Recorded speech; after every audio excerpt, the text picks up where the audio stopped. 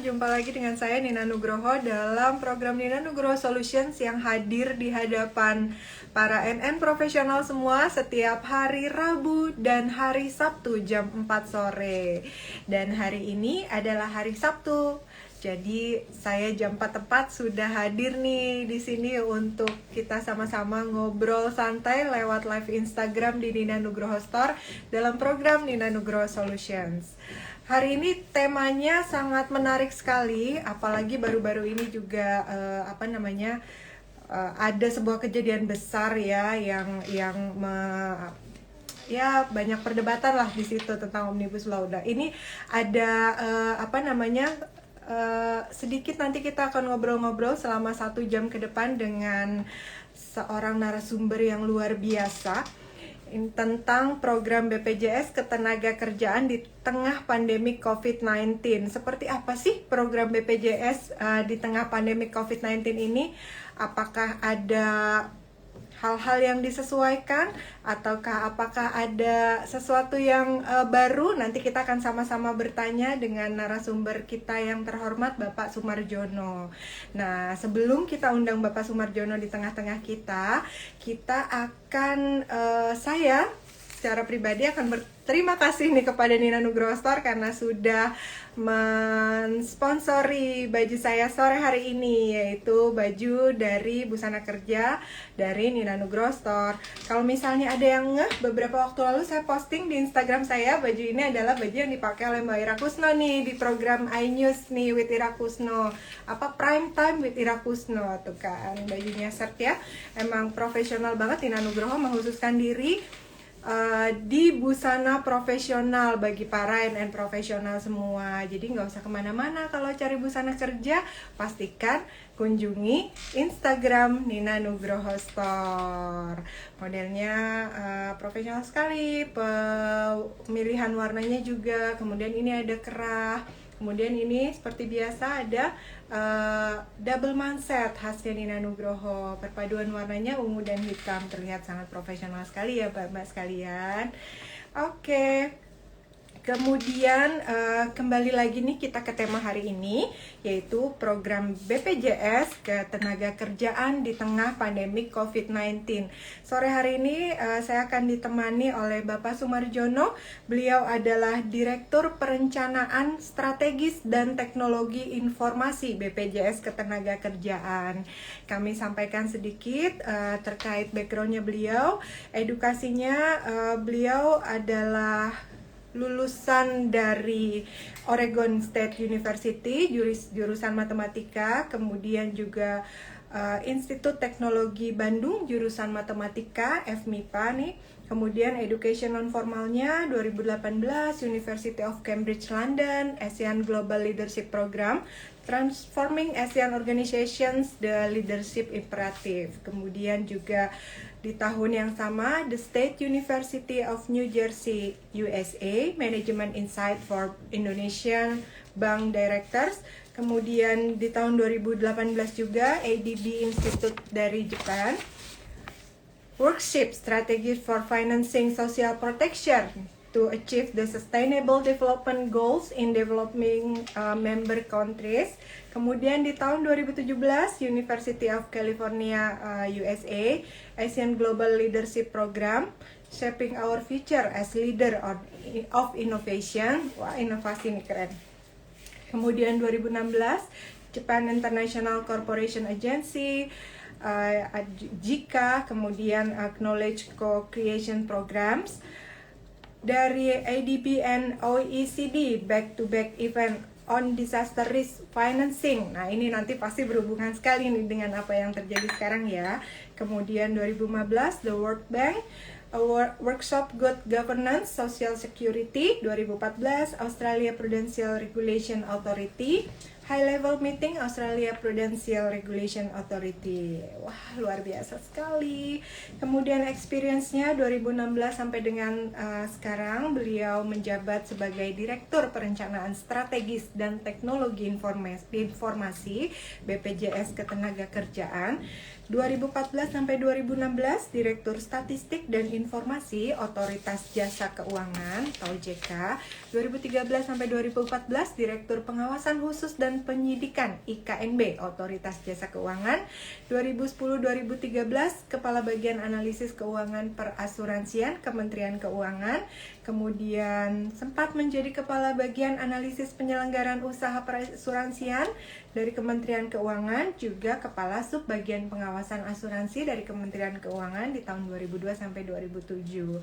Luar biasa sekali, beliau konsisten ya di bidang yang sama nih, wah, luar biasa. Kemudian Bapak Sumarjono ini adalah pria kelahiran 11 September, sama seperti saya 21 September, kita punya bintang yang sama ya, di tahun 68.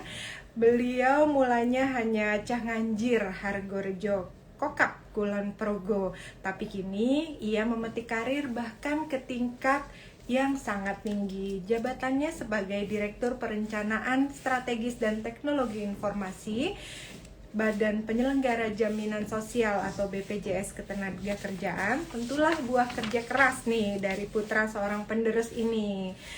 Profesi ayahnya naik turun pohon kelapa, mengambil legan atau cairan dari getah kelapa untuk diolah menjadi gula Jawa.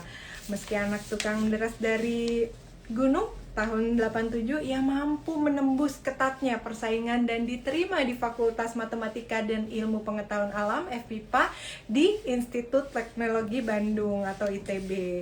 3 tahun setelah lulus dari ITB, Bapak Sumarjono melanjutkan sekolah S2 di Amerika Serikat, tepatnya di Oregon University, USA, mengambil jurusan matematika juga nih, profesional semua.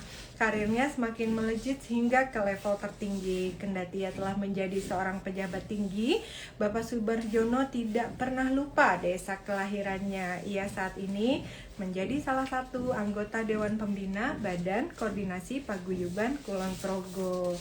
Wah, keren sekali ya beliau, Masya Allah. Beliau juga seorang penulis buku. Nanti buku apa yang sudah beliau tulis, karena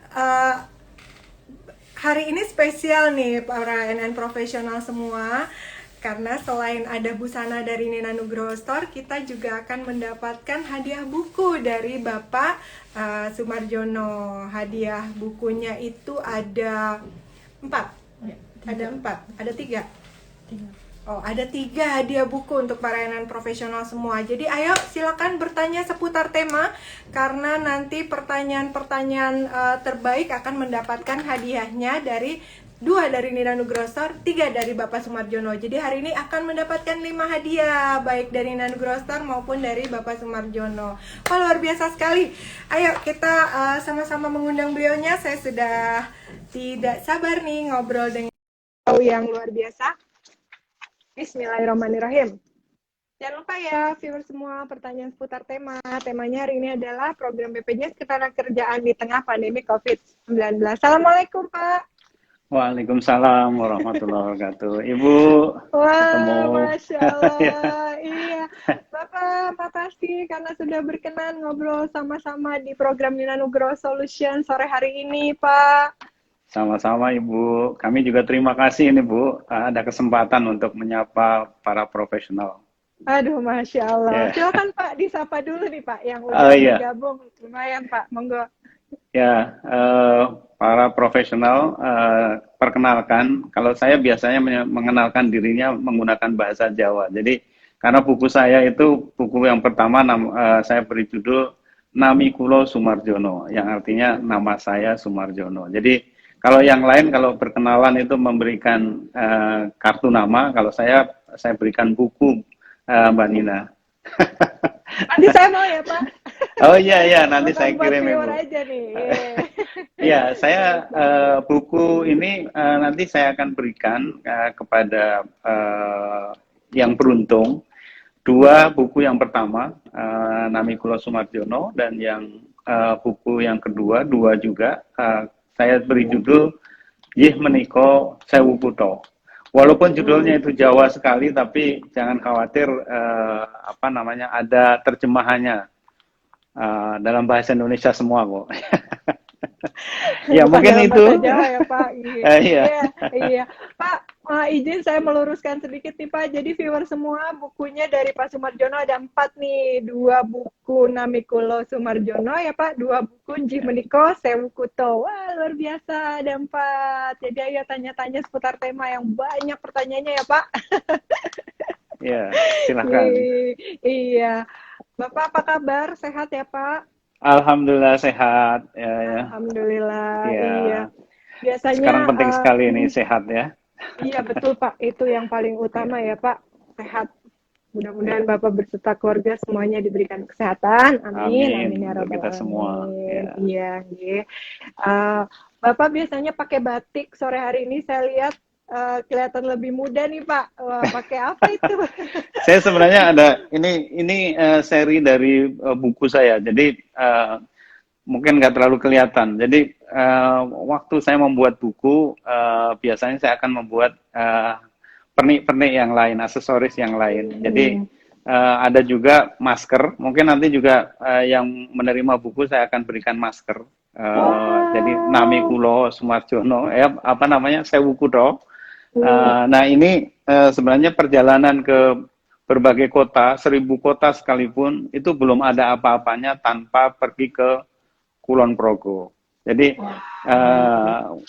ini pesan sebenarnya untuk para profesional untuk ayo datang dan nikmati berwisata ke Kulon Progo.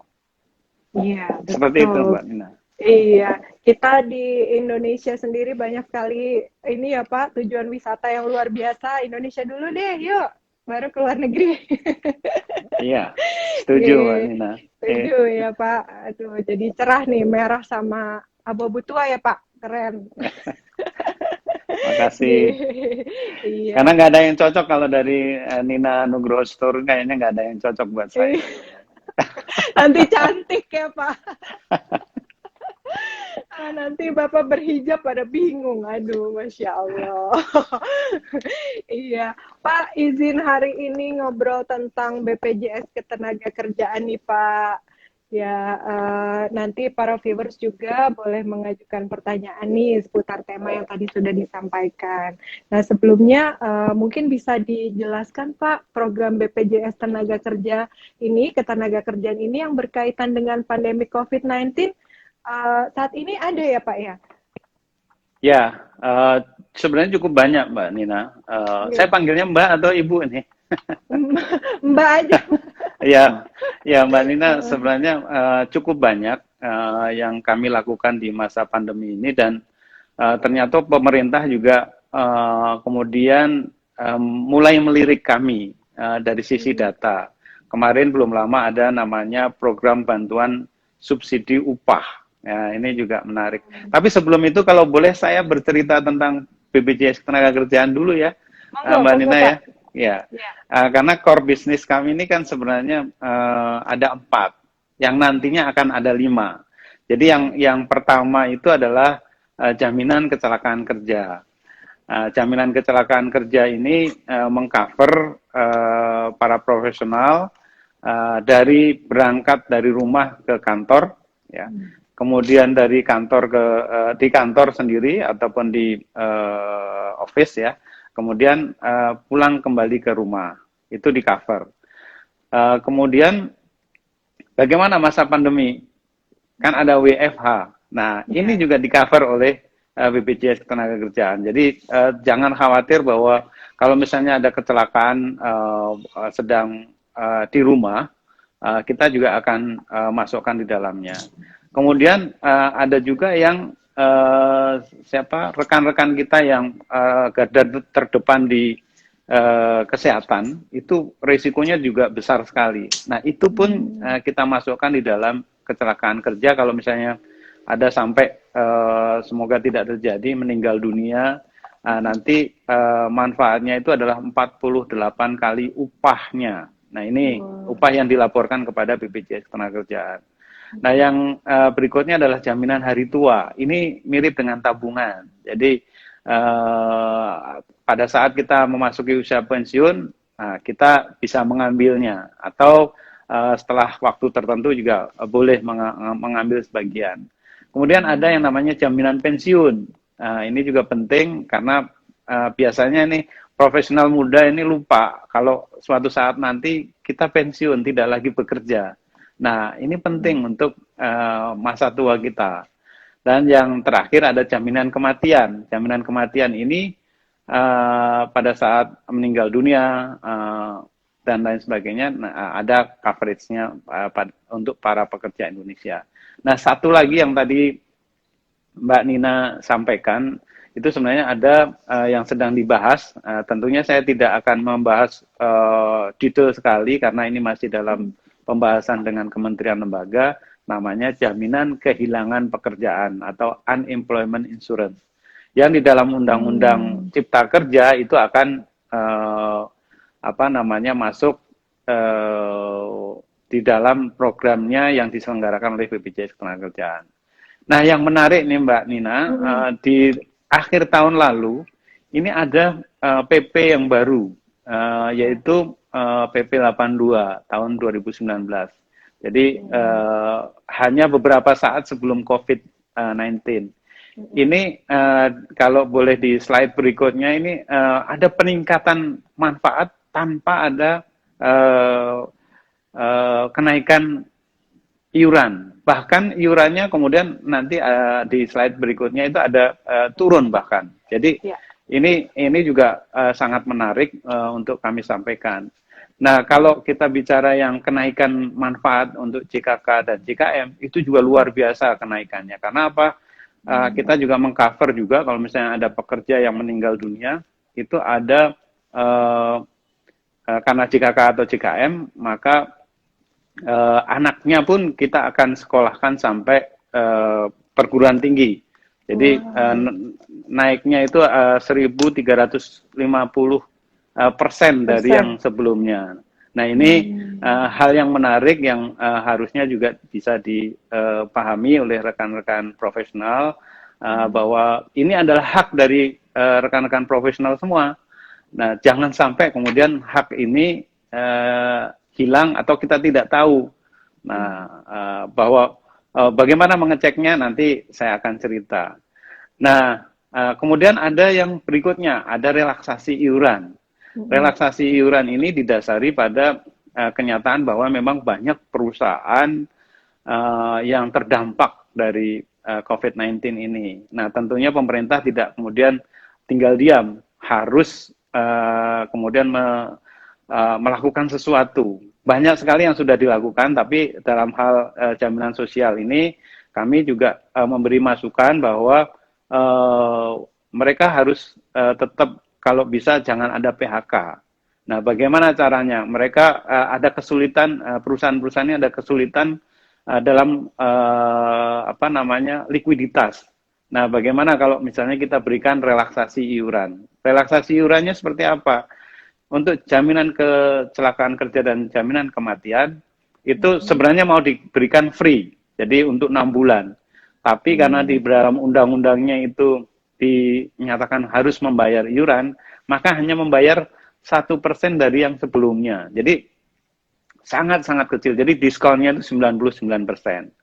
Nah, untuk yang jaminan pensiun juga ini ditunda bisa. Jadi kalau misalnya ada kesulitan dalam pembayaran ini, tentunya kita ingin mereka tetap di cover, tetapi kita mengcover para pekerja, tetapi karena kesulitan likuiditas, maka bisa nanti ditunda pembayarannya di tahun depan yang semoga COVID-19 ini sudah berlalu, sudah ada vaksinnya. Nah, ini juga menarik. Nanti saya ingin cerita sedikit mengenai vaksin itu juga siapa yang akan diberikan. Mungkin pemerintah juga belum memastikan ini. Saya hanya di negara lain itu biasanya akan ke pekerja-pekerja tertentu itu yang harus terlebih dahulu, sementara yang biasa dengan yang biasa bertemu dengan orang banyak dan lain sebagainya, itu yang diutamakan. Nah, itu. Nah, itu Mbak Nina, mengapa ada relaksasi iuran. Nah, jadi untuk JKK dan JKM serta jaminan pensiun itu penundaan. Jadi haknya dari peserta kita upayakan tidak terkendala. Nah, JHT tidak ada relaksasi karena itu murni tabungan. Kasihan kalau misalnya ini kemudian pekerja tidak mendapatkannya full pada saat mereka memasuki usia pensiun. Itu Mbak Nina. Kemudian yang lain mungkin juga cukup banyak saya akan share terkait dengan setelah relaksasi. Nah, ada pola layanan kita yang berubah. Ini juga harus kami sampaikan kepada para profesional karena apa? Kami juga punya kendala pada saat misalnya peserta itu tidak tahu untuk mengurus klaim. Dia harus melalui calo. Padahal jangan sampai seperti itu, karena nanti banyak biaya yang kemudian keluar.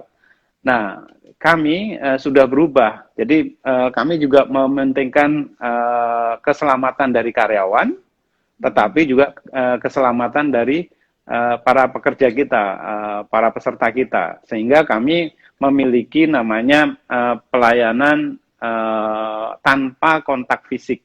Jadi atau kami sebut supaya agak keren lapak asik.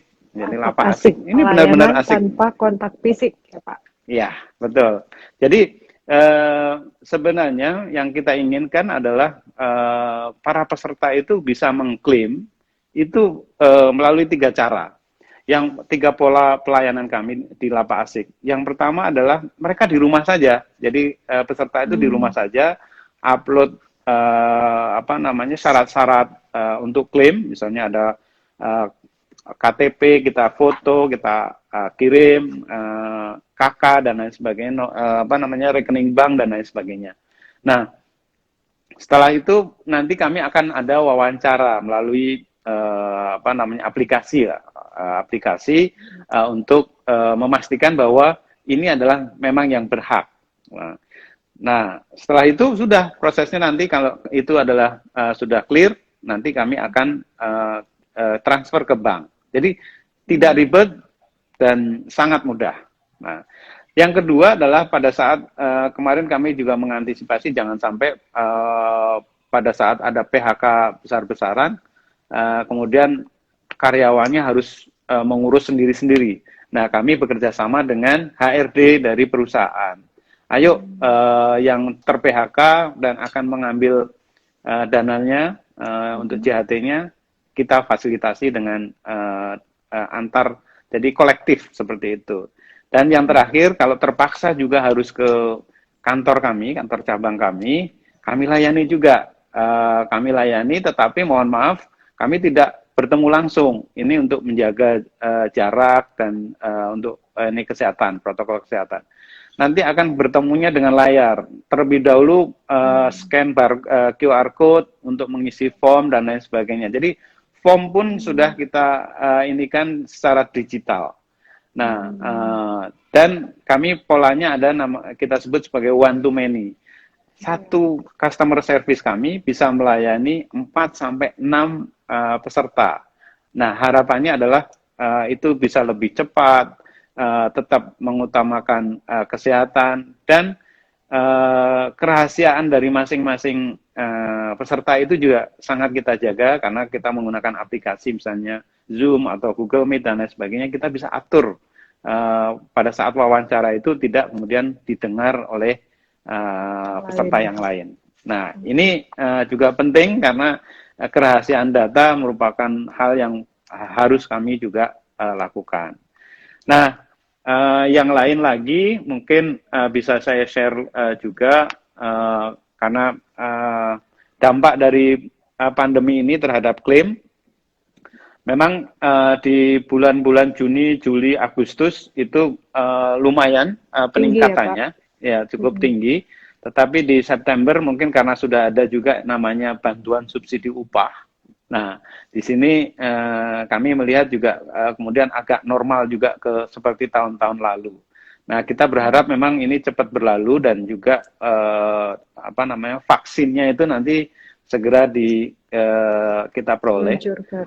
Ya, kalau tidak salah kan Ibu Menteri Luar Negeri, Pak Menteri BUMN dan lain sebagainya juga sedang hunting untuk ini dan insya Allah dalam waktu dekat ini akan kita dapatkan juga dan kami di BPJS Ketenagakerjaan juga diberi nanti ada perintah juga untuk bisa kira-kira mana pekerja yang paling terdampak berisiko untuk terkena ini. Nah, ini mana yang diutamakan tentunya kami ikut para ahlinya, tetapi kami menyediakan misalnya data untuk para pekerjanya. Jadi ini di sektor apa, kedokterankah atau di yang lain lagi. Gitu ya. Potong rambut pun juga demikian, Bu. Mereka kan sering ketemu dengan orang ya. Jadi itu juga cukup berbahaya. Saya nggak tahu kalau misalnya Nina Nubrostur karena ini online, nah mungkin nggak terlalu. Tapi kalau misalnya yang sering berkomunikasi, bertemu dengan kliennya, itu saya yakin sangat berisiko. Ya. Nah, yang lain, Bu, kami juga melakukan percepatan digitalisasi seperti tadi kami sampaikan, prosesnya di internal kami juga perbaiki. Yang ternyata yang susah itu adalah mindset dari kita sendiri bahwa dengan digital itu pasti akan mudah. Tapi karena sekarang ini kalau misalnya diperiksa BPK, diperiksa SPI dan lain sebagainya itu fisik selama ini seperti itu, nanti gimana ininya? Nah, kan ini yang harus kita yakinkan mereka juga aman. Kemudian penyiapan dari sisi teknologi. Nah, ini juga kami lakukan dan juga regulasi. Nah, di sisi yang lain seperti tadi kami sampaikan, kepada eksternal kami juga harus ada edukasi, Bu. Nah, ini saya juga terima kasih karena diberi kesempatan untuk di forum ini menyampaikan sekaligus mengajak nanti harus download BPJS TKU. Nah, ini penting untuk ngecek apakah saya jadi peserta, didaftarkan untuk upah berapa dan lain sebagainya. Itu bisa dicek di sana. Jadi sangat terbuka. Nah, tapi tetap ada kalangan tertentu yang memang sudah gaptek, susah lah gitu ya. Mungkin generasi kolonial lah gitu ya Bu ya, yang sudah ini bukan milenial. Nah, ini yang mungkin juga kita fasilitasi. Jadi mereka kita bantu, kemudian di kantor-kantor kami juga demikian. Nah, kami juga menyediakan WiFi Bu di kantor-kantor cabang kami untuk kemudahan mereka. Kalau misalnya, wah saya nggak punya kuota dan lain sebagainya, ya silahkan ke tempat kami untuk itu. Kita juga sediakan untuk itu free, Bu, untuk itu. Nah, sekarang yang bantuan subsidi upah, Bu. Tadi Ibu sudah menyampaikan, mungkin di slide nomor 18 kalau tidak salah. Ini kami diberi mandat oleh pemerintah untuk mengumpulkan nomor rekening pada saat itu. Nah, kemudian untuk apa?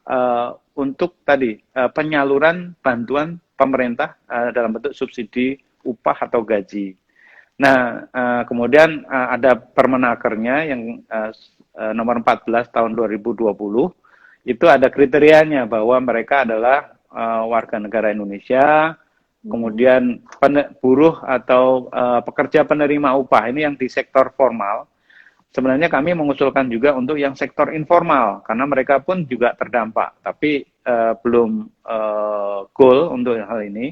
Kemudian menjadi peserta aktif. Jadi ini penting Bapak Ibu untuk ngecek apakah saya peserta aktif BPJS Ketenagakerjaan atau bukan. Nah, kemarin datanya sampai dengan Juni.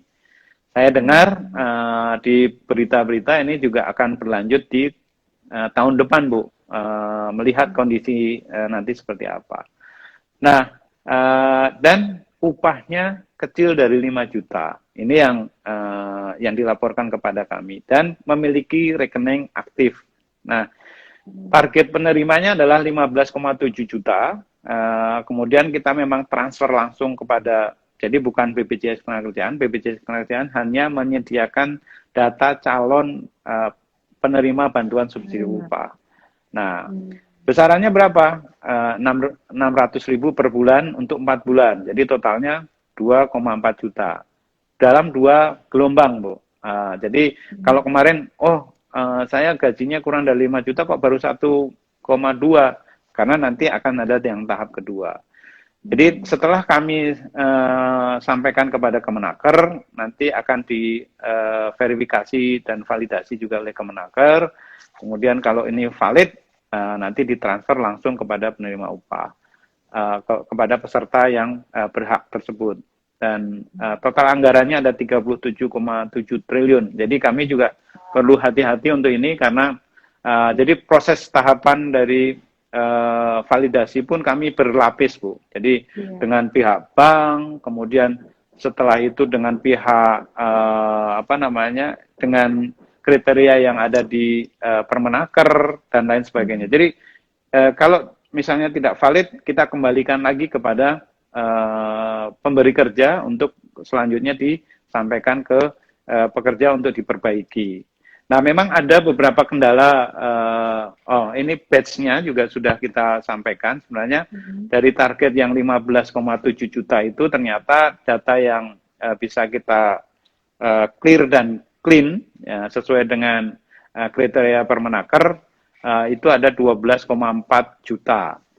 Nah, ini sudah terrealisasi penyalurannya 96,69%. Jadi kalau ada yang belum dapat, nah mungkin ini ada juga yang memang sedang dalam proses. Nah, dananya dari mana ini?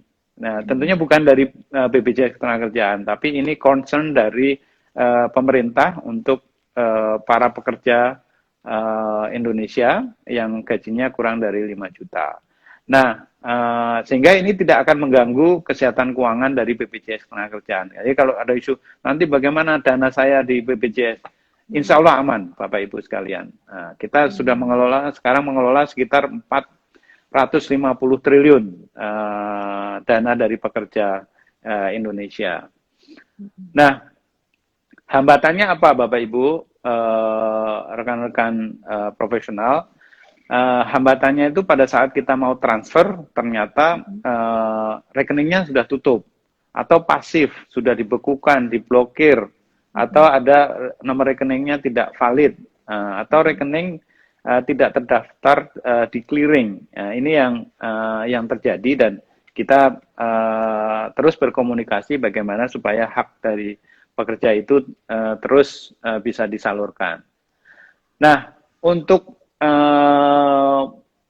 langsung kepada para relawan COVID, nah kami juga punya kepedulian di mana kita mengumpulkan dana dari upah pekerja BP Jam Sostek untuk bisa juga memberi bantuan perlindungan untuk JKK dan JKM terutama bagi para relawan. Jadi kita juga peduli dengan mereka. Selain itu, jadi ada 8 ribuan relawan yang kita cover. Ini donasi bersumber dari gaji dan dari direksi, karyawan, dewan pengawas dan lain sebagainya dari BPJS Ketenagakerjaan. Nah, bentuk kepedulian yang lain, kita juga memberikan bantuan APD, bantuan masker, sembako, beras, dan lain sebagainya yang kita juga salurkan. Termasuk di dalamnya pada saat itu misalnya ada nasi box yang untuk para driver yang online dan lain sebagainya, itu yang mereka juga kesulitan untuk mendapatkan pelanggan. Nah, ini pedulian kita. Nah, mengenai persiapan BP Jam Sostek dalam penyiapan jaminan kehilangan pekerjaan, Bapak Ibu. Nah, kami fungsinya tentunya nanti seperti di dalam Undang-Undang Cipta Kerja, di slide berikutnya, Ibu, di 2 slide berikutnya. Di sini kami memberikan masukan kepada para stakeholder, terutama pemerintah, untuk konsep-konsepnya. Karena kami punya jaringan, kami juga masuk dalam International Social Security Association. Jadi jaminan sosial seluruh dunia ini memiliki asosiasi. Nah, di sana sudah banyak negara yang menjalankan itu. Nah, dari filosofinya seperti apa? Orang yang ter-PHK tentunya memang membutuhkan apa. Jadi misalnya cash-nya, ya, karena mereka masih punya cicilan, harus bisa makan dan lain sebagainya. Kemudian apakah mungkin karena ter-PHK karena skill-nya kurang. Nah, kita ada upskilling, ada training, vocational training dan lain sebagainya. Tetapi di sisi yang lain, sepertinya juga kita membutuhkan ada lowongan pekerjaan, informasi mengenai lowongan pekerjaan, mana yang lebih pas untuk yang sudah kita training tersebut, dan lain sebagainya. Nah, jadi manfaatnya seperti apa? Apakah yang cash value, cash benefit itu harus 100%? Mungkin tidak juga, karena kalau harus 100%, ada moral hazard, Bu. Jadi profesional nanti, saya mending di rumah saja, nggak Males ya perlu, Pak nanti ya Pak. males nanti. Nah, jadi harus dibuktikan juga dengan cara mereka apply untuk itu, apply untuk pekerjaan. Nah, besaran iurannya seperti apa? Apakah pekerja pemberi kerja? Nah, kemarin di Undang-Undang Cipta Kerja disepakati sepertinya tidak ada iuran tambahan terlebih dahulu. Jadi mungkin ada rekomposisi dari jaminan yang ada sekarang. Ini kami juga memberikan masukan-masukan terkait itu. Siapa yang eligible? Apakah yang mengundurkan diri secara sukarela mendapatkan? Kami menginginkan ini tidak. Nanti terlalu banyak yang harus diurusi oleh negara. Iya. Kemudian ada dana awal seharusnya. Kenapa? Karena kita ingin program ini langsung bisa berjalan, walaupun iurannya belum terkumpul, karena biasanya membutuhkan waktu untuk iuran terkumpul tersebut. Dan juga ada masa tunggu, jangan sampai ternyata mereka ter-PHK tapi seminggu kemudian sudah mendapat pekerjaan. Nah, ini kan tidak berhak harusnya. Nah, kemudian di sisi penyiapan people, baik internal BPJS, tentunya kami harus melakukan itu, dan juga penyiapan petunjuk teknis pelaksanaan sistem IT, dan yang tidak kalah penting adalah edukasi kepada publik. Nah, ini juga salah satu yang mungkin harus kami persiapkan untuk itu. Rasanya sudah komplit semua, Mbak Nina, yang bisa kami sampaikan, tetapi yang jelas, kalau misalnya ada pengaduan, ada hal-hal yang mau ditanyakan, dan lain sebagainya, kami punya kanal informasi dan pengaduan yang mudah untuk dijangkau, ya. Dan kita akan juga layanan seperti tadi, semuanya online juga kita ini, dan mimpi kita sebenarnya nanti kami itu berkantor di langit, Bu. Jadi tidak ada kantor fisiknya. Jadi dimanapun sebenarnya bisa, jadi di cloud lah gitu ya. Nanti kita dari mana saja bisa melayani pekerja Indonesia, profesional Indonesia. Saya kira itu yang bisa saya share. Tentunya saya akan senang kalau ada diskusi, pertanyaan, dan lain sebagainya. Kami kembalikan, Luar Mbak biasa Nina. sekali. Ya. Iya, Pak. Masya Allah, banyak sekali sebenarnya program-program yang sudah ada di BPJS Ketenagakerjaan, tetapi sayangnya ya Pak, belum banyak tersosialisasi nih masyarakat, belum, apalagi yang profesional semua nih di rumah mungkin banyak yang belum teredukasi nih dengan apa-apa aja sih sebenarnya hak kita apa sih, sebenarnya kewajiban kita apa sih, tadi udah banyak sekali dipaparkan oleh Pak Sumarjono dengan luar biasa. Nanti untuk para non profesional nih Pak yang mungkin baru bergabung atau terlambat bergabung, semuanya bisa ditonton kembali pemaparan Bapak dari jam 4 tadi di IGTV-nya di Nugroho Store nanti nih Pak. Luar biasa. Monggo, ini sudah banyak pertanyaan Pak. Izin menyampaikan pertanyaan dari viewer. Oh, banyak banget pertanyaannya. Siapa? Bapak mau minum dulu mungkin tadi katanya habis lomba badminton nih. Iya. Saya sudah siap Bu dengan minimalnya. Oh, Silakan Bu, silakan ya. monggo silakan Pak. Pertanyaan pertama dari Diki Tari, Pak. Assalamualaikum, sehat selalu Pak. Izin bertanya, di tengah pandemik banyak karyawan yang di-PHK nih, Pak. Bagaimana peran BPJS Ketenagakerjaan dalam meringankan masalah ini? Terima kasih. Tadi sudah dipaparkan sedikit, mau ditambahkan Pak? Ya, sebenarnya ada hal yang lain yang mungkin tadi belum saya sampaikan. Pemerintah, tentunya kami juga bekerja sama dengan ada di bawah Kementerian Menko Perekonomian. Di sana ada namanya PMO atau saya agak lupa nama ininya, yang mengurusi juga terkait dengan kartu prakerja. Jadi kami juga diminta untuk memberikan informasi tersebut kepada unit tersebut, ya. Kalau misalnya ada PHK, kemudian mengambil, karena datanya mungkin ada di kami, oh ini mengambil jaminan hari tuanya, padahal itu untuk hari tua. Sebenarnya tidak bagus juga ini bisa diambil atau diambil itu. Nah, itu apa namanya, kami sampaikan juga informasi mengenai hal itu. Jadi nanti akan ada dari program kartu prakerja itu, kemudian menghubungi melalui email dan lain sebagainya untuk mendaftar mendapatkan kartu prakerja dan program-programnya. Nah, di dalamnya tentunya ada cash value, cash benefit, ada pelatihan dan lain sebagainya. Nah, di sisi yang lain kami tadi ada sebenarnya kalau masih tetap menjadi peserta BPJS Ketenagakerjaan, apa namanya tadi ada bantuan subsidi upah juga. Jadi apa namanya itu yang kita lakukan. Sisi yang lain kita juga sebenarnya ada vocational program vokasi juga, tetapi ini terbatas memang tidak terlalu banyak dananya.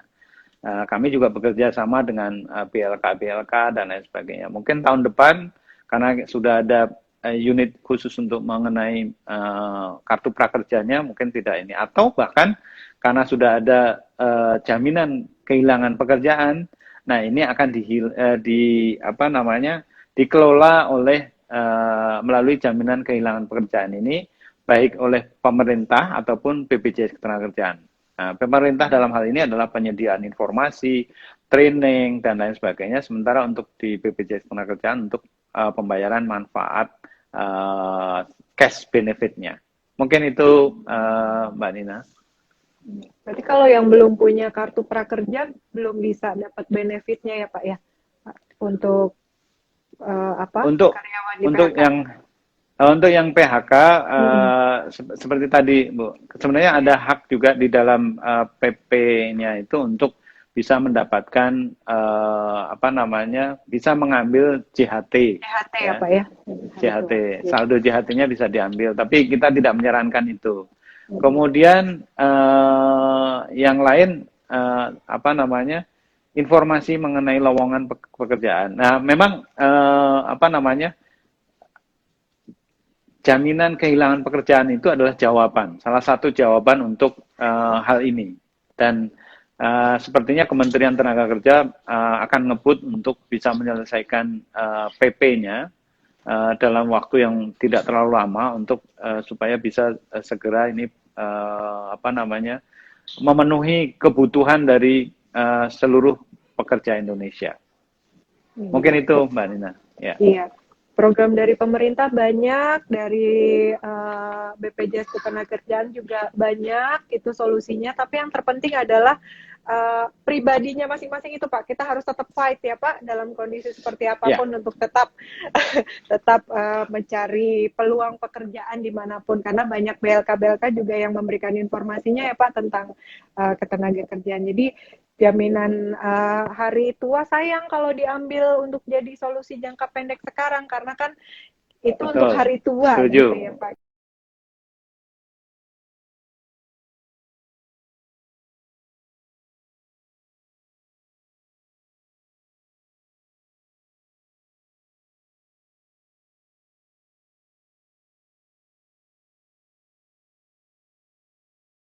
Profesional semua. Nah, Tadi iya terputus Pak. Ya? Iya, Apa loading gitu. Ini iya, teknologi iya. informasinya masih belum ini nih Pak, harus dibenerin nih Pak. Iya. Pertanyaan selanjutnya Pak dari Rahma Evi. Sore Pak, mau tanya untuk petugas rumah sakit yang terpapar COVID, apakah di cover full BPJS? Kalau iya kalau iya ini semua rumah sakit. Oh, kalau iya di semua rumah sakit atau rumah sakit tertentu saja ya Pak? Karena belum lama kerabat saya yang perawat RS terpapar COVID. Ya, ya, ini memang ada rumah sakit yang kemudian mereka pegawainya itu ASN atau pegawai negeri. Nah, itu yang mengcover memang bukan BPJS Ketenagakerjaan. Tetapi yang lain, yang rumah sakit yang lain itu dicek. Makanya kami menyarankan kita semua punya aplikasi BPJS-TKU. Jadi BPJS-TKU. BPJS-TKU itu fungsinya luar biasa karena di situ kita bisa mengecek apa namanya, kita diikutkan atau tidak. Oleh pemberi kerja kita diikutkan atau tidak dalam jaminan sosial ketenagakerjaan. Kalau diikutkan, gaji kita dilaporkan benar atau tidak? Karena itu akan menyangkut pada nanti saldo JHT kita. Kalau misalnya dilaporkan kecil, karena ini iurannya persentase dari upah, tentunya akan kecil juga. Jadi yang rugi siapa? Ya pekerja, gitu. Jadi pekerja harus aktif. Ini adalah hak dari seluruh pekerja. Nah, untuk kasus tadi tentunya sudah banyak rumah sakit yang memang menjadi peserta BPJS Ketenagakerjaan. Saya sendiri pernah memberikan secara simbolis dan melalui Zoom meeting kepada salah satu karyawan di apa namanya, Kelapa Gading. Ada rumah sakit, rumah sakit di Kelapa Gading sana yang terpapar COVID karena dia tugasnya adalah di ICU yang terkait dengan COVID itu, dia terpapar COVID. Nah, usianya baru 26 tahun, masih lajang, laki-laki saya ingat betul. Kemudian ayahnya yang kemudian menerima manfaat itu. Sangat terharu karena apa namanya, ya tentunya tidak bisa kemudian nyawa dibandingkan dengan apa namanya, harta ataupun uang ya. Tetapi ya, tetapi apa namanya, anaknya ini juga tetap ada baktinya kepada orang tua karena ada pensiunnya juga, ada kemudian 48 kali upahnya juga yang dia terima. Dan cukup besar yang waktu itu kami serahkan secara simbolis melalui Zoom. Beliaunya ada di mobil, saya ada di kantor cabang di Kelapa Gading sana. Jadi ini sangat penting untuk mengecek apakah kita menjadi peserta atau tidak. Nah, ini profesional muda langsung download BPJS-TKU. BPJS-TKU ya Pak ya. Iya betul.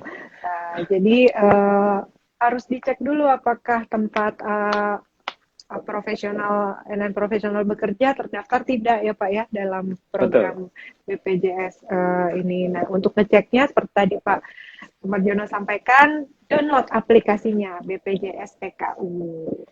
Baik, semoga terjawab Mbak Rama Evi. Kemudian dari Yulia _Rory_Pande.122 Pak, apa yang kita lakukan jika seorang tenaga kerja tapi belum didaftarkan oleh perusahaannya karena ada teman saya yang bekerja namun belum memiliki dan memang tidak didaftarkan oleh tempat kerjanya Pak. Terima kasih. Ya. Ini harus kolektif dari tempat kerja ya Pak ya? Ya, untuk memang kalau di dalam undang-undang yang mendaftarkan, membayar iuran itu dari pemberi kerja. Tetapi di dalam PP-nya itu ada bahwa mereka juga berhak bisa mendaftarkan dirinya. Nah, nanti porsinya, jadi Bapak Ibu, rekan-rekan profesional, apa namanya, supaya kita tahu bahwa oh ya, saya didaftarkan atau tidak. Kalau tidak, saya akan laporkan ke BPJS Ketenagakerjaan. Itu informasi penting buat kami untuk kemudian follow up. Jangan khawatir kemudian nama rekan-rekan profesional itu kemudian kami sampaikan kepada manajemen perusahaan. Karena kami akan rahasiakan itu, kami akan cek apakah betul semua sudah didaftarkan atau belum gitu. Nah, ini dan juga kami punya namanya pengawasan dan pemeriksaan. Ada dan jika kemudian bandel juga, kami akan bawa juga dari dinas ketenagakerjaan untuk kemudian bersama-sama menertibkan hal-hal seperti ini. Nah, ini walaupun memang di saat pandemi ini kami juga lebih persuasif, Mbak Nina, karena kita juga paham betul kondisinya seperti apa. Tapi kalau saya ini yang lebih penting memang semua pekerja harusnya terlindungi. Bahkan tidak itu saja, toh bantuan-bantuan yang lain juga cukup banyak ini yang kemudian melalui ke BPJS Ketenagakerjaan. Pemerintah sepertinya ini kalau saya agak GR gitu, wah ini agak percaya dengan data-data yang ada di BPJS Ketenagakerjaan. Kenapa tidak menggunakan data-data yang lain? Itu mungkin dalam hal ini pemerintah percaya bahwa data-data di BPJS Ketenagakerjaan cukup komplit, lengkap, dan up to date. Mungkin itu Mbak Nina jawaban saya. Iya, tuh Mbak. Pertanyaannya tadi, Yulia_Ripande.122, semoga terjawab ya Mbak. Kemudian dari Easpira, Pak izin bertanya Pak, saya karyawan BUMN, bagian pelayanan publik. Kami di bagian pelayanan atau frontliner rentan ya terpapar COVID. Jika kami terpapar, apakah termasuk kecelakaan kerja Pak? Karyawan BUMN. Ya, BUMN salah satu yang menjadi peserta BPJS Ketenagakerjaan juga. Nah, kalau itu terpapar karena pelayanan, karena bekerja, pastinya itu adalah kecelakaan kerja. Nah, memang saat ini pemerintah kan mengcover semua. Kalau misalnya ada orang terpapar COVID, kemudian harus dirawat dan lain sebagainya, yang menanggung pemerintah. Tapi kalau misalnya ini semoga tidak sampai ya, ada meninggal dunia. Nah, meninggal dunia ini tidak biasa ini karena terpapar COVID pada saat bekerja. Ini adalah kecelakaan kerja. Manfaatnya bukan 42 juta saja, tetapi 48 kali upah kita. Jadi kalau upah kita sebutlah berapa? 50 juta lah gitu ya misalnya. 50 juta. Amin. Dikalikan dengan, tapi ya jangan sampai ya, insya Allah kita panjang umur. 48 kali 50 juta, itu haknya. Nah, ini yang penting Mbak Nina saya sampaikan, ada kasus pilot yang pesawatnya masuk ke laut. Masih ingat ya, beberapa waktu lalu. Itu dilaporkan sangat kecil kepada BPJS Ketenagakerjaan. Harusnya keluarganya itu mendapatkan sekian miliar lah kalau mereka benar ini ya. Tetapi karena yang dilaporkan kepada BPJS itu adalah kecil gajinya, maka dia keluarganya hanya mendapatkan sangat kecil. Dan ini menjadi tanggung jawab dari pemberi kerja untuk selisihnya tadi. Nah, ini tentunya juga berat buat pemberi kerja. Jadi mulai sekarang kalau yang punya usaha, ayo ikutkan BPJS Ketenagakerjaan. Insya Allah tahun depan katanya juga masih akan ada program-program pemerintah yang mungkin akan menggunakan juga data-data BPJS Ketenagakerjaan. Mungkin itu Mbak Nina. Iya. Wah, sebenarnya ini semua yang disampaikan angin segar nih Pak untuk para NN profesional semua. Dan ini kenyataan loh Bu, jadi bukan hanya angin segar saja loh ya, tapi kita sudah ada, bukan hoax.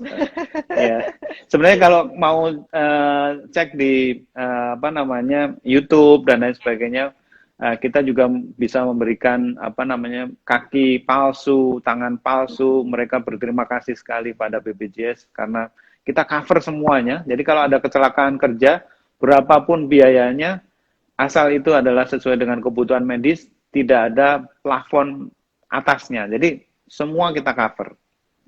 Itu Mbak Nina ya. Iya. Kita sampai 6 triliun, 6 miliar, 4 miliar, beberapa kasus Cover ya, sampai Pak? seperti itu. Ya, Masya Allah, luar biasa. Jadi pastikan terdaftar. Wah, itu kuncinya ya. tuh. Baik, kemudian ada pertanyaan lagi, Pak. Apakah tenaga asing yang bekerja di Indonesia juga mendapatkan BPJS Ketenagakerjaan, Pak? Tenaga asing. Iya. Ya, ya, tenaga asing dengan syarat 6 bulan minimal bekerja di Indonesia harus menjadi peserta BPJS Ketenagakerjaan. Nah, nanti manfaatnya tentunya seperti halnya yang lain, tetapi pada saat untuk JHT-nya atau jaminan pensiun itu akan kita berikan pada saat mereka harus meninggalkan Indonesia untuk selamanya. Jadi seperti itu kita bayarkan. Jadi ini ada undang-undangnya juga mewajibkan itu, asal mereka bekerja minimal 6 bulan wajib menjadi peserta BPJS Ketenagakerjaan. Jadi yang belum, ada profesional muda yang dari Malaysia, dari Singapura, dari mana, mungkin bekerja di Indonesia, cek kepesertaannya. Ini adalah hak juga untuk para pekerja asing yang bekerja di Indonesia. Di Indonesia, iya. Baik. Terima kasih, Pak. Kemudian guru honorer nih, Pak. Guru honorer belum didaftarkan BPJS nih Pak. Apakah ada solusinya mengingat gaji guru honorer jauh dari UMR dalam tanda miring Pak? Ya, ini beberapa waktu lalu kami juga dimintai apakah nanti akan melalui yang untuk PSU guru honorer, apakah melalui BPJS Ketenagakerjaan atau tidak. Tapi kemudian kami hanya sharing pengalaman saja untuk BSU yang sebelumnya. Memang problemnya adalah guru honorer ini banyak yang belum didaftarkan oleh yayasannya, sekolahnya dan lain sebagainya. Padahal ini juga pekerja Indonesia ini harusnya juga didaftarkan. Jadi kami kemudian khusus untuk yang bekerjanya di pemerintah, kami mengusulkan kepada pemerintah untuk pemerintah mendaftar dan membayar iurannya untuk ini. Nah, untuk yang selain sekolah atau yayasan yang dimiliki oleh pemerintah, kami terus menghimbau para pemilik yayasan tersebut untuk mendaftarkan yang honorer ini. Cukup banyak Mbak Nina untuk yang sudah mendaftar juga, tetapi memang belum semuanya. Jadi dari data yang kami cross check dengan Kementerian Dikbud ataupun Kementerian Agama, karena ini ada dua kementerian yang mengenai guru honorer ini, honorer ini. Takutnya salah, horor kan? Nah, ini kami juga sebenarnya mengecek ternyata masih cukup banyak yang belum didaftarkan di BPJS Ketenagakerjaan. Kasihan karena tidak masuk di Taspen kalau misalnya ini atau ini, tapi tidak masuk di BPJS Ketenagakerjaan juga. Jadi mereka sudah jatuh ketimpa tangga nih. Nah, ini yang kita selalu ingatkan kepada pemerintah, ayo sama-sama memikirkan bagaimana menegakkan regulasi ini. Iya, itu Mbak Nina. Kalau tenaga kerja asing aja 6 bulan minimum kerja sudah harus ya Pak, ya harusnya honorer kan lebih banyak yang waktu kerjanya udah lebih dari 6 bulan ya. Betul, ya. Dan harusnya perlindungannya juga ada karena mereka sudah bekerja luar biasa, tapi dari sisi gaji, dari sisi perlindungan malah justru kurang. Nah, itu ya. Iya. Iya. Baik. Kemudian Pak, mungkin satu pertanyaan lagi, izin Pak. Silakan. Iya. 5 juga boleh. Oh, boleh ya. Boleh, saya dengan senang hati. Dari Nanda underscore Nurlela underscore Lubis, Assalamualaikum Mbak Dita Pak Jono, Waalaikumsalam. Halo. Izin tanya, penerima BSU sudah memenuhi persyaratan tapi masih belum dapat Pak. Apakah ada kendala lain selain dari BPJS-nya ya Pak? Terima kasih Mbak Nina dan Pak Jono. Ya, seperti tadi kami sampaikan, memang ini belum semuanya tersalur. Tadi ada 90 berapa ya? Saya lupa, 96% kalau tidak salah. Nah, ada beberapa kendala, memang ada yang kembali lagi ke kami dari Kementerian Tenaga Kerja karena dengan alasan yang tadi. Jadi ternyata yang diberikan itu rekening khusus untuk apa ya, pinjaman atau apa gitu. Jadi tidak boleh ada transfer masuk lah gitu. Seperti itu ada juga. Kemudian ada juga yang tidak aktif lagi. Jadi pastikan rekening itu betul, valid. Nah, seperti itu. Nah, cara mengeceknya juga ada. Saya agak lupa, SSO BPJS Ketenagakerjaan.go.id kalau tidak salah, atau ada BSU-nya seperti itu. Tolong dicek saja nanti, masukkan ininya. Ada informasi mengenai hal tersebut. Jadi kendalanya seperti itu, tapi memang belum semua kemudian tersalurkan. Jadi kami masih bekerja juga, ada balikan dari Kementerian Tenaga Kerja, kami follow up dengan cabang kami dan juga dari perusahaan. Perusahaan itu untuk kemudian mengkonfirmasi ini yang benarnya yang mana, tolong diupdate segera. Nah, masalahnya memang ada waktu yang harus segera kita selesaikan. Ini ada waktu yang tidak terlalu lama juga gitu, sampai nanti ada gelombang yang kedua. Tapi ini masih proses juga, jadi mohon juga bersabar untuk itu. Makasih Mbak Nina. Iya, sama-sama. Iya, seperti yang tadi disampaikan juga ya Pak, pengennya kan di udara nih semuanya iCloud based gitu ya, supaya bisa menyelesaikan program secara waktu ini ya Pak, segala sesuatunya kalau udah digital, seperti backgroundnya Bapak nih, luar biasa sekali. Teknologi informasi bisa bikin inovasi-inovasi baru nih Pak di BPJS Ketenagakerjaan. Baik, Pak, pertanyaannya masih banyak sekali. Ini mungkin ada beberapa pertanyaan saya ambil intinya kali ya Pak ya, tentang ini Pak, yang pekerja yang sudah resign nih Pak atau mengundurkan diri, apakah bisa tetap berlanjut Pak bayar walaupun pembayarannya biaya sendiri katanya Pak?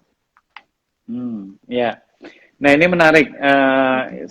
Kami mengupayakan kalau untuk yang JKK, JKM, JHT bisa, jawabannya bisa. Nah, yang jaminan pensiun ini yang kami sedang mengupayakan, kan seharusnya memang prinsip dari pelaksanaan SJSN, penyelenggaraan SJSN ini adalah portable.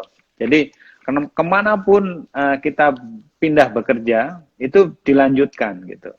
Kemudian kalau misalnya sekarang tidak sekarang bekerja, kemudian saya mau usaha sendiri bulan depan, itu juga bisa melanjutkan lagi. Jadi prinsipnya seperti itu. Memang hanya untuk jaminan pensiun yang kami ingin segera juga ada regulasi mengenai ini, termasuk di dalamnya adalah misalnya ada tadi penderes ya, penderes, orang tua saya kan penderes. Itu profesi, saya menghargai betul itu. Dan misalnya saya ingin pensiun sebagai penderes usia 57. Nah, dia ingin ada pensiunnya, uang pensiun. Gimana caranya gitu. Nah, sekarang ini tidak secara eksplisit bisa, tetapi seharusnya bisa. Dan kita akan mengarah ke sana untuk menyiapkan regulasi dan lain sebagainya untuk hal tersebut. Supaya orang pilihannya banyak, jadi nggak semuanya kemudian yang bekerja di perusahaan, tetapi yang pekerja mandiri pun mereka juga punya hak yang sama. Itu Mbak Nina. Betul, seperti Nina Nugrostor kan pekerja mandiri ya Pak ya.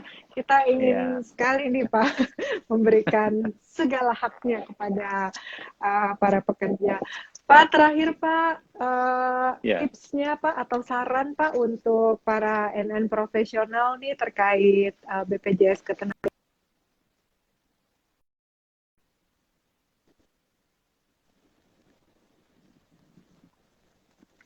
ya. Halo, iya, Kedengeran, Bu? terdengar Pak. Ya, ya. Putus. Ya. Ya, saya sangat berterima kasih nih Mbak Nina atas acara hari ini. Yang jelas kita menginginkan hak-hak kita. Jadi jaminan sosial ketenagakerjaan ini adalah hak. Jadi kita jangan kemudian menganggap iuran itu sebagai beban, tapi ini adalah investasi kita, hak kita. Pemberi kerja wajib juga untuk kemudian memberikan perlindungan ini. Kalau tidak, nanti ada konsekuensi hukum juga untuk hal ini. Kemudian banyak sekali program-program selain perlindungan itu sendiri, yang kemudian pemerintah juga menyalurkannya melalui data-data BPJS Ketenagakerjaan. Nah, untuk itu, mari kita terus membangun negeri ini ya secara bersama-sama.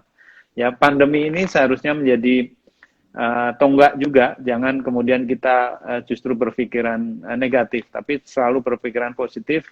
Kita akan banyak cara untuk bisa memenangkan melawan COVID-19 ini, dan secara bersama-sama pemerintah, kita semua, BPJS Ketenagakerjaan, dan kita semua yakin bahwa kita akan mampu untuk melewati semua ini, dan insya Allah kita akan memenangkan per apa pertandingan melawan COVID-19 ini.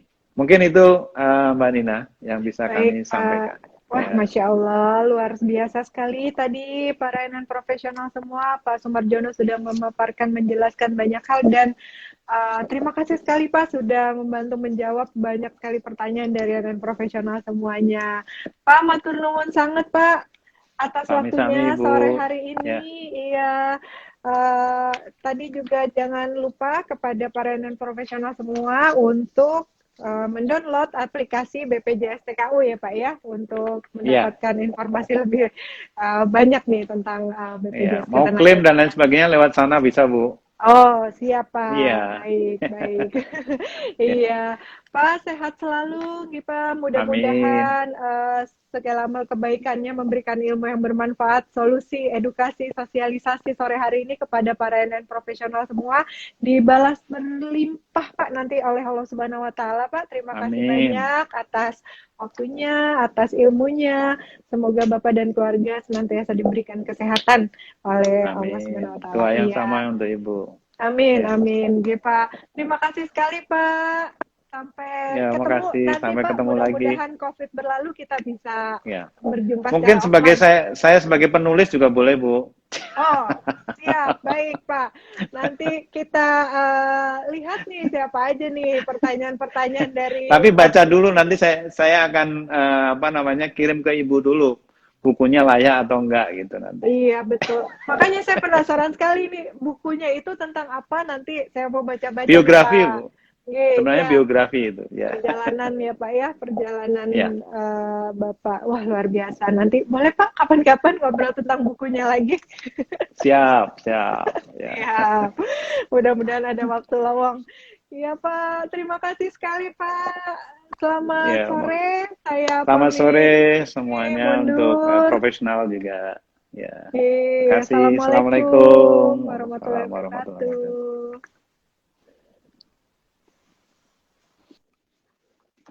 Ya, Masya Allah, NN profesional semua. Tadi kita sudah berbincang dengan Bapak Sumarjono tentang program BPJS Ketenagakerjaan di tengah pandemi COVID-19 ini. Banyak sekali tadi yang sudah disampaikan oleh beliau, informasi terkait BPJS Ketenagakerjaan yang mungkin para NN profesional semuanya sebelumnya belum sadar ya. Ternyata memang ternyata banyak hak-hak yang bisa kita dapatkan gitu, baik pada saat NN profesional masih bekerja atau misalnya jaminan di hari tua nanti, dan banyak hal tadi ya yang sebenarnya bisa menjadi menjamin gitu, menjadi sumber ketenangan hati gitu ya tentang BPJS Ketenagakerjaan ini. Tadi pesannya Pak Sumarjono, BPJS Tenaga Kerja ini adalah hak.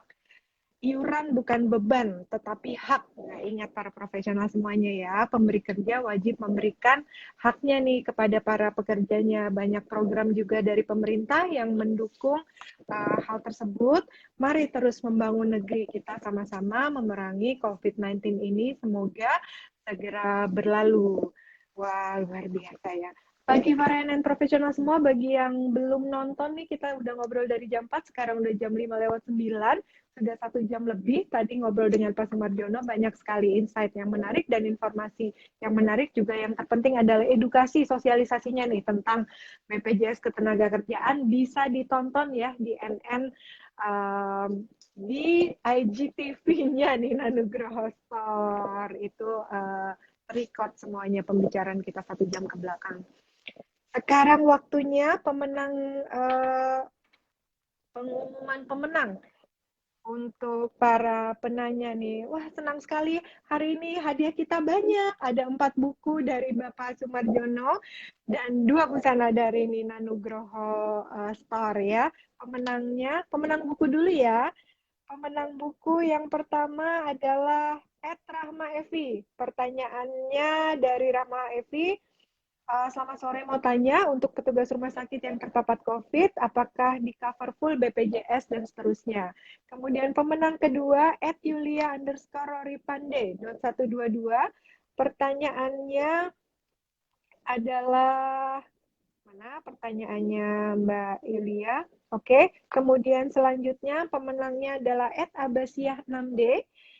Pertanyaannya, Abasia 6D izin bertanya, banyak guru honorer yang belum terdaftar BPJS dan selanjutnya. Kemudian dari @alia_Palembang. Pertanyaannya izin bertanya, Pak, kalau pekerja yang sudah resign dari perusahaan tapi ingin melanjutkan jam sosteknya, apakah boleh pekerja secara pribadi yang bayar iurannya? Baik, selamat kepada Rahma Evi, Yulia Roripande, Abasia, dan Alia_Palembang untuk hadiah bukunya nih dari Pak Sumarjono. Yeay, selamat. Saya juga mau sebenarnya ya. Tadi saya nanya ya harusnya ya. Baik, kemudian 2 pemenang untuk produk Nina Nugroho dari Nina Nugroho Store, yaitu Diki Tari. Assalamualaikum, sehat selalu Pak. Izin bertanya, di tengah pandemik banyak karyawan di PHK, bagaimana peran BPJS Ketenagakerjaan dalam meringankan masalah ini? Selamat kepada Diki Tari. Kemudian pemenang selanjutnya, Espira. Izin bertanya Pak, saya karyawan BUMN di bagian pelayanan publik, di bagian pelayanan frontliner, rentang terpapar COVID. Jika kami terpapar, apakah termasuk kecelakaan kerja? Selamat ya kepada Diki Tari dan Espira. Oke. Kepada 6 pemenang untuk mendapatkan hadiahnya, silakan masuk ke Instagramnya Nina Nugroho Store. Di bio-nya terdapat link yang bisa diklik untuk langsung terhubung kepada sales advisor kami. Setelah terhubung dengan sales advisor kami, maka akan dijelaskan bagaimana cara mendapatkan hadiahnya. Terima kasih atas perhatian dan support dari para NN profesional semua untuk program Nina Nugroho Solutions yang sekarang sudah masuk episode 50. Masya Allah, tidak terasa ya, sudah 50 episode saya menemani para profesional semuanya setiap hari Rabu dan setiap hari Sabtu jam 4 sore rutin nih. Ini hari Sabtu, nanti hari Rabu ada lagi para NN profesional semua hadir di jam 4 sore, tetap jam 4 sore. Kita konsisten di hari Rabu dan hari Sabtu jam 4 sore. Untuk selalu memberikan informasi dan solusi, juga edukasi bagi para NN profesional semua. Harapannya para NN profesional dapat meredakan kegelisahan dan juga menjawab tantangan multiperan bagi para NN profesional semua. Terima kasih atas supportnya. Saya Nina Nugroho, pamit undur diri dari hadapan Anda semuanya. Sampai ketemu di hari Sabtu jam 4 sore. Terima kasih. Wassalamualaikum warahmatullahi wabarakatuh. Salam sehat selalu.